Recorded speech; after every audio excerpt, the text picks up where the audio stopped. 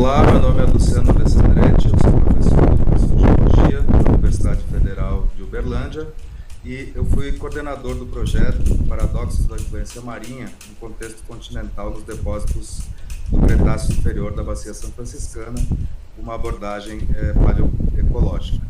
O projeto foi subsidiado pela FAPEMIG e foi realizado pelos docentes e discentes do Laboratório de Paleontologia Estratigráfica da Universidade Federal de Uberlândia. Eu convidei o professor Daniel Sedorco, que foi colaborador do projeto, para fazer uma apresentação apresentando os principais resultados de forma breve do projeto.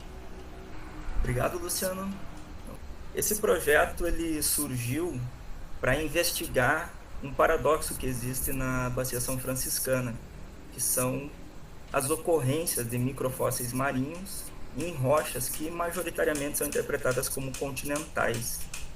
Vocês podem ver aí na imagem os microfósseis que ocorrem, eles são bem diminutos, são principalmente radiolários e foraníferos, e eles são de afinidade marinha, porém ocorrendo em alguns intervalos que não tem a estrutura sedimentológica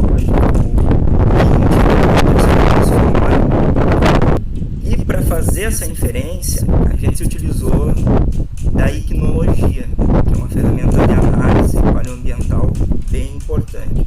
Para entender o que é icnologia, eu peço que vocês deem uma olhada nesses 4 animais atuais, né, todos animais que vivem hoje: capivara, o bicho preguiça, o veado e o tamanduá-mirim, e presta atenção na morfologia das patas dele.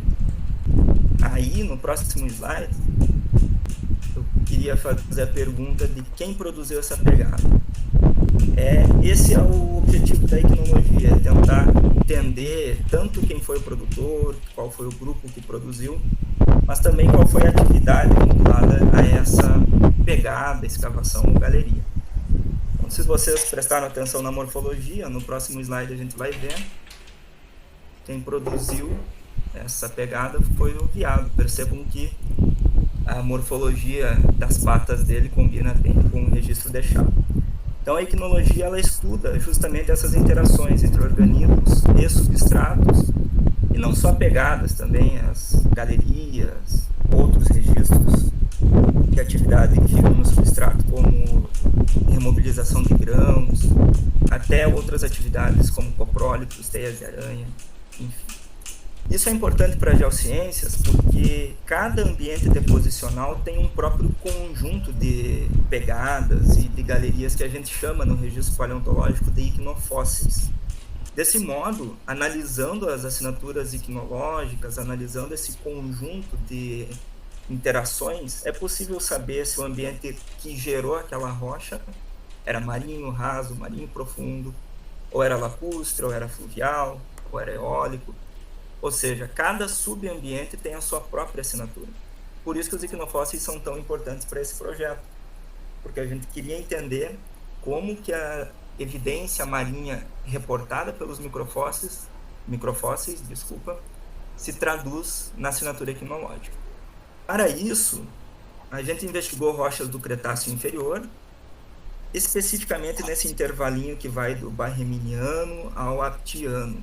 O intervalo do Cretáceo inferior está ali por volta dos 120 milhões de anos atrás, bastante antigo, e nesse intervalo tem registro de rochas na região do Triângulo Mineiro, mais para o lado de João Pinheiro e Carmo do Paranaíba.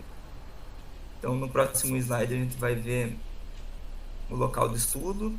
Esse é um conjunto de rochas que a gente estudou, chamado de Morro do Cruzeiro. Esses intervalos que eu estou demonstrando no vídeo contêm os icnofósseis, contêm os microfósseis que foram também analisados nesse projeto. Embora o nosso foco principal seja nos icnofósseis, é a partir desse material que a gente investigou as assinaturas desse ambiente deposicional.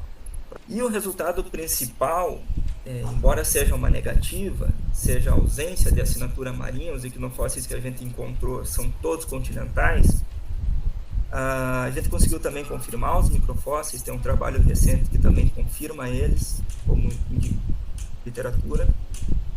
E também conseguimos ter outras ocorrências icnológicas relevantes que derivam desse projeto, que a gente vai apresentar a seguir. A principal delas é o registro da Ichnofacies scoienia, que é um conjunto de escavações, como eu disse anteriormente, característico de ambientes continentais, marginais, geralmente em contexto lacustre ou fluvial, que intercalam condições subaéreas e subaquosas. E isso é bem evidente no registro ignológico que a gente identificou. Também, numa das atividades de campo, a gente identificou, sendo produzido em ambiente moderno, algumas escavações que foram feitas por grilos atuais.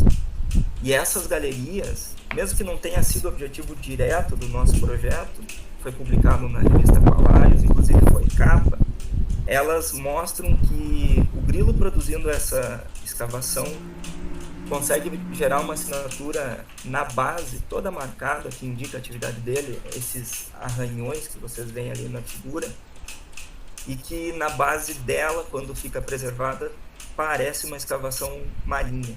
Então esse artigo, para quem quiser se aprofundar, ele traz uma problemática de como uma escavação continental pode, por vezes, parecer uma marinha. Então, é um resultado interessante do projeto, já publicado. O outro resultado, no próximo slide, é o diagnóstico de uma escavação, provavelmente feita por peixes, estivadores, grupo de peixes que escava para passar um tempo exposto em exposição subaérea, mas também pode ter sido feita por algum lagartinho, e foi também já publicado, liderado pelo Caio, que também é parte do projeto. Esse é um trabalho que a gente está em submissão, que a gente identifica umas dinoturbações. Eu vou convidar o Bernardo para falar rapidamente sobre ele, por gentileza. Pessoal, meu nome é Bernardo e eu estou colaborando, trabalhando com essas dinoturbações que são deformações onde o sedimento tem essa plasticidade suficiente que elas registram o andar, o pisar de animais muito pesados. E chama-se dinoturbação porque, nesse caso, por se tratar do Mesozoico e serem estruturas bem grandes, provavelmente foram feitas por dinossauros. As estruturas que normalmente acontecem no interduna, e a maior parte dos registros são onde tem pelitos, porque eles registram, vamos dizer assim, geram um interduna mais plástico. E aqui vocês conseguem ver na imagem A aparência, né, do equinofóssil, que nada mais é do que uma pegada em corte transversal e a propagação do esforço para baixo, como se vê na figura B. Você tem a deformação e o falhamento do sedimento conforme o esforço se propaga para baixo. E aí, nesse artigo, a gente escrutiniza isso para ver se não seria um sismito ou outro fenômeno sedimentológico que poderia gerar essa estrutura. E nossa conclusão é que, de fato, são dinoturbações, e nessa mesma unidade já foram descritas pegadas de dinossauro em planta. Então, esse é mais um tipo de registro desses animais habitando esse ambiente. Aqui no próximo slide tem uma paleoarte, no capítulo de livro do Carvalho e Catá, que estudaram essas pegadas em planta, e as dinoturbações e mais os outros dados sedimentológicos ajudam a interpretar como seria o paleoambiente, como seria essa paisagem.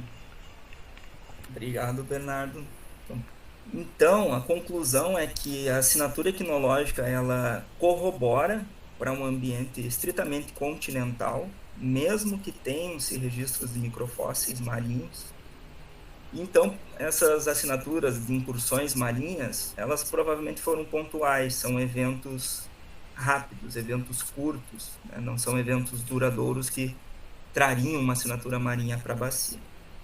E com base nesses dados equinológicos, a gente consegue entender que essas incursões que são recorrentes, FAUF identificou pelo menos 3 dessas incursões na região, elas foram realmente efêmeras e não tão duradouras assim.